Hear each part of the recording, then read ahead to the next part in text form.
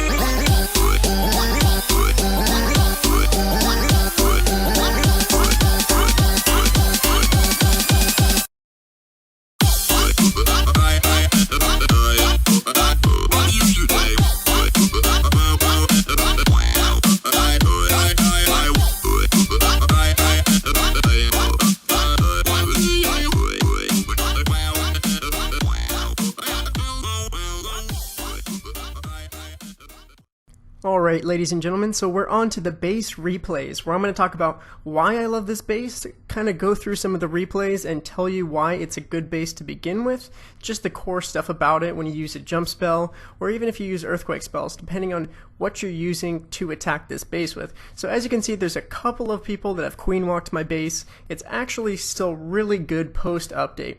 So this guy didn't get any Dark Elixir, got 232, which is from my pump.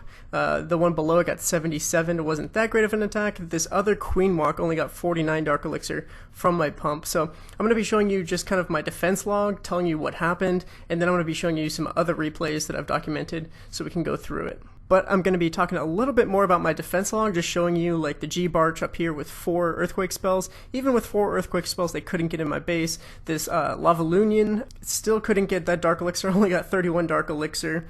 That one wasn't that great. They have P.E.K.K.A.s and dragons, so that wasn't a good attack. Someone dropped a king, another Lavalunian.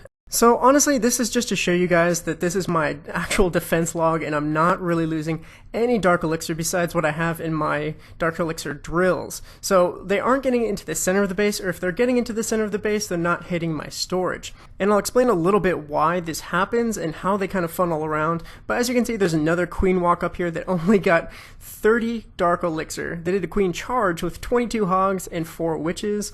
I mean, people are attacking my base. This one, Sobi down here, obviously got it from my pumps because, you know, sometimes I'm doing something and I'm not logging on all day, but I don't collect my pumps. So there's a couple down here that also show, you know, they maybe got 1,500 or something like that, and that's straight from my pumps. But no one on this whole entire defense log has gotten into the core of my base and taken my Dark Elixir. But I'm not saying just because there's not a single person on this defense log that's done it. Other people have, and I've seen other people that are Town Hall 9s taking out the core of this base, but usually 95% of the time, if you're attacked by a Town Hall 9, they're not going to get into the center of your base and take your Dark Elixir. So as you can see, Keem and the one guy above him actually got some of my Dark Elixir. That was on the outside when I had the pumps, but not in the inside core of the base. He didn't get inside the core to take my Dark Elixir, but he definitely got them from the pumps. They were pretty much both full. So we're going to go through some replays, and I'm just going to show you, this is one of the Queen Walks. It's actually a Queen Charge with 4 Witches. He does an alright job queen walking. Like, he starts off on an actual army camp, which I told you guys in my previous episode when farming with Super Queen Charge, that you want to start out on an army camp, or at least help your queen out by funneling with some archers or some wizards or something like that. So he's going to queen walk towards the center of my base and then probably put down some troops so that she funnels into the center. So as he's queen walking into the center of my base, he used some of the troops to actually funnel her in,